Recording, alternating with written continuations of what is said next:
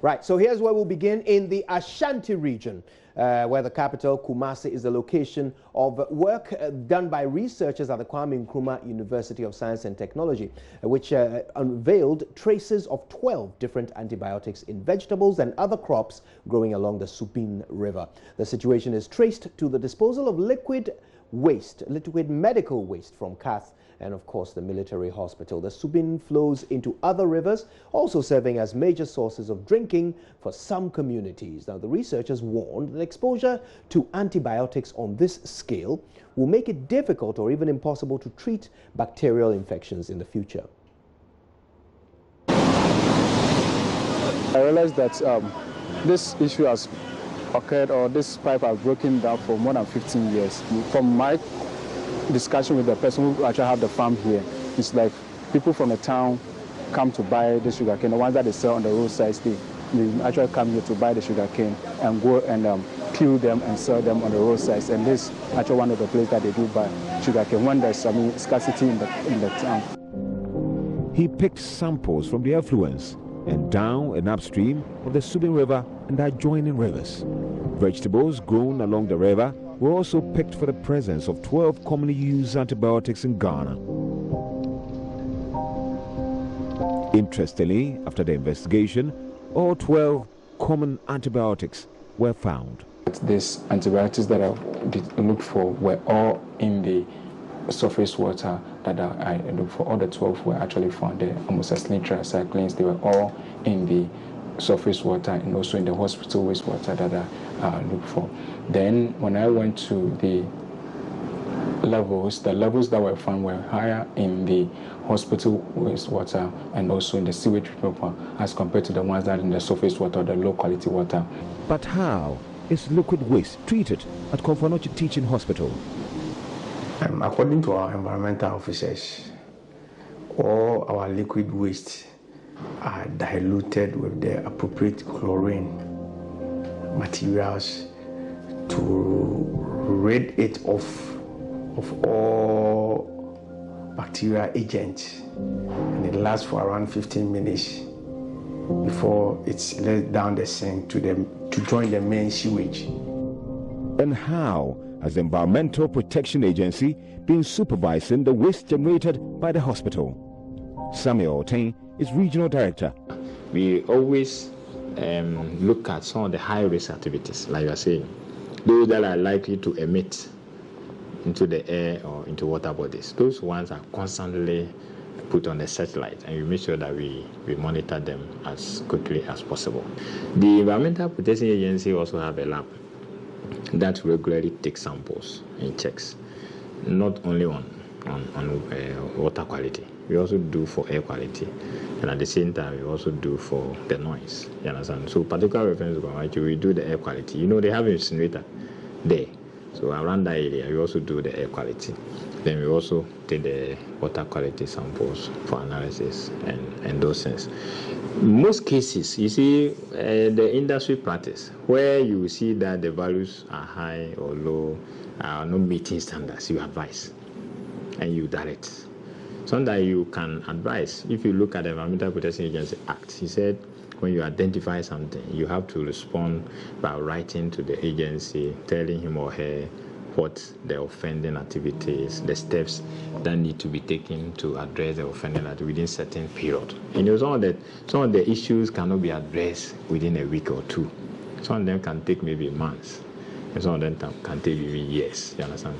So depending on the issue, you tell them to do it as and when appropriate, so that you'll be able to address most of the issues. But I think I would say that Komfo is doing well. He's doing well. Right, so you just watched excerpts of the JoyNews documentary titled Superbug. Now, already officials at the Kumasi Metropolitan Assembly and other city officials have begun consultations on the situation. Erastus Asaridonko has been following the meeting. Erastus, thank you for speaking to us. So, what exactly is the problem that the Municipal Assembly has identified for solution? Well, so we raised this issue of effluent from the hospitals. Mind you, this is Komfo, the military hospital. We have City Hotel, also the affluents joining the same waste line. We also have the Nursing Training College also joining the same line. Now, what we are concerned about is the medical waste that is coming in from the hospitals, which is creating this superbug we're talking about. Now, authorities tell me that when we raised this issue, even before this report was done, Konfanoche started repairing its own sewage line up to a point. The same applies to City Hotel and other agencies. But where the broken line is, because this line is supposed to join a treatment pond, which currently is ineffective. And so that is where the problem lies. And the mayor has summoned all the managers of these institutions to a stakeholders forum to try to go on inspection with the EPA, identify the fault where it is, how much is going to cost to fix that problem, so that all these institutions will put resources together in the immediate term to fix the problem. All right. So tell me, where exactly is the sewage supposed to end up? If it's not, if not for the burst pipe, which is letting it into the river, where is it supposed to end up appropriately? So we are supposed to have a stabilization pond somewhere at Abi and also at KATH, and then the Uti landfill site. These are the treatment ponds we have in Kumasi. At the moment, the one at the landfill site got defective, it got full, and so they built a new one, which is not yet ready. And then where this waste was supposed to end is the Abinchi area. That pond is supposed to be the stabilization pond. So the waste is supposed to end there, get treated before it goes into the Subin stream. But at the point, it got curtailed at the ECG area. And so the sewage is not treated, and then it goes directly into the Subin drain. And so at the moment, the authorities are trying to go there, find a solution, try to see how much it will cost to build the waste line again to flow to that stabilization pond, and then assess whether even the stabilization pond is working and it will be able to digest properly these antibiotics or waste water coming in from the hospitals. And so that is what I've been told, that experts from this area are going to meet, discuss it at that level, see how they can get the stabilization pond or the biodigester working to treat the effluents well before it gets into the open. Right. So are we hearing any timelines from the local authorities regarding a solution? I've been told that, Kojo, they are going to work continuously from today till Friday. And so on Friday, we will be able to get a headway as to what concrete plans are on the ground to deal with the problem. Now, just to be clear, from the water analyzed, would you say the most dangerous content are these antibiotics, or is there other stuff in there, being medical waste, that can be harmful? Kojo, if you remember when we started this sanitation enforcement drive, and that is what is bringing up all these things. And I must say, the KMA teamed up with us and said that we should unearth some of these things to get them fixed because sanitation is dear to the heart of the mayor. But we are talking about other microbes, dangerous microbes. If you remember recently, I spoke with a professor at the sanitation department of KNUST, and they've tested the water in our drains. They are talking about Ascaris eggs, typhoid-causing organisms in bountifuls in our drains, because they say that people are directing their toilet water, fecal sludge into drains. And that is the kind of war we have waged. And we have arrested some people. We've taken them to court. Hostels around Ayeduase, individual households.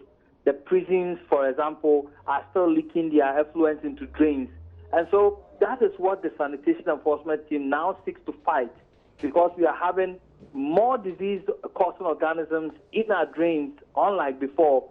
People are directing their fecal sludge into drains now. All right, so I guess the antibiotics are actually just the latest to be discovered leaking into our water sources. Exactly, and it's dangerous because then if you are eating vegetables, which we all do, you will never know which one is coming from that end, and you become resistant to antibiotics. And so it's possible that you won't get treated if you get infections, and that makes it more dangerous. Indeed, indeed. Erastus Asare-Donkor, thank you so much for that. No doubt you'll be bringing us more updates as the story evolves. Now, let's take you live now to KNUST, where we can speak to Professor Godfred Darkon, who's with the chemistry department of KNUST. Dr. Darkon, thank you so much for your time with us. Now, we've heard we've heard the hospital saying that they treat the waste with chlorine, and they expect that this ought to neutralize any negative effects that it will have on the environment. What's your reading of this response from the hospital? Have a good afternoon, sir. I think that the assertion that they are waste with chlorine, I think that the person who gave you that answer didn't get your question correctly.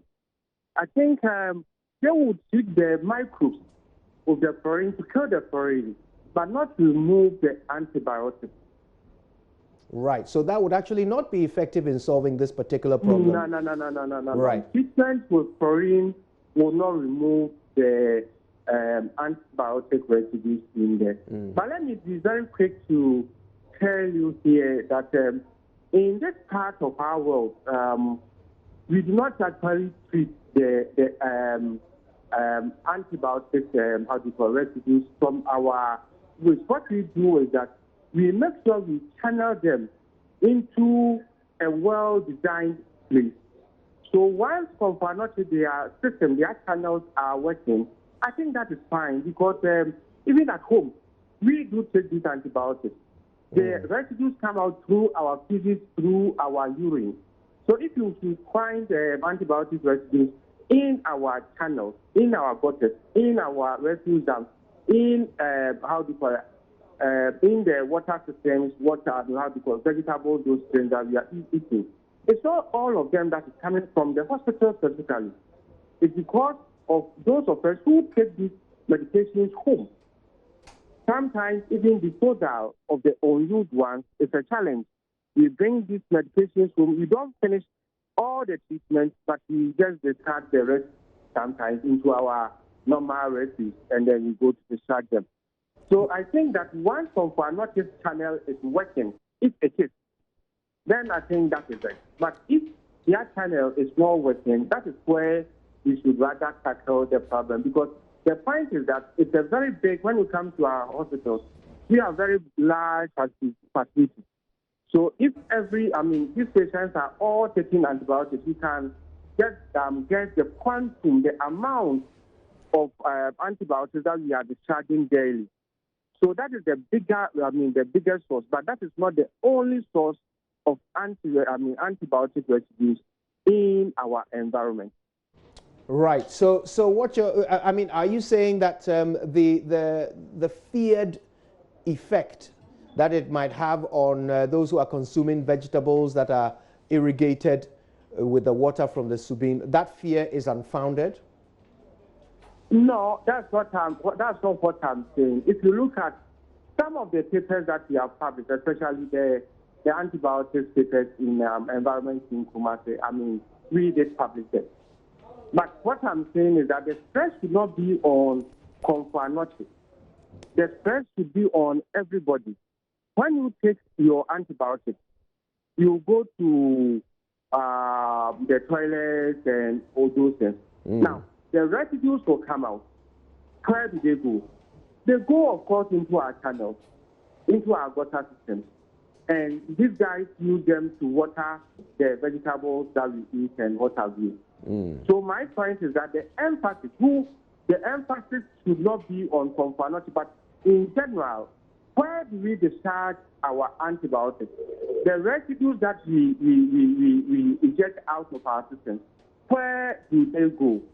So my argument was that if Konfanochi, their treatment, the channel is working, and the residues go to the designated place, well designed for that purpose, that is okay. But the answer the person gave you to the earlier question is wrong. I was suggesting that he might not have understood the question put to him.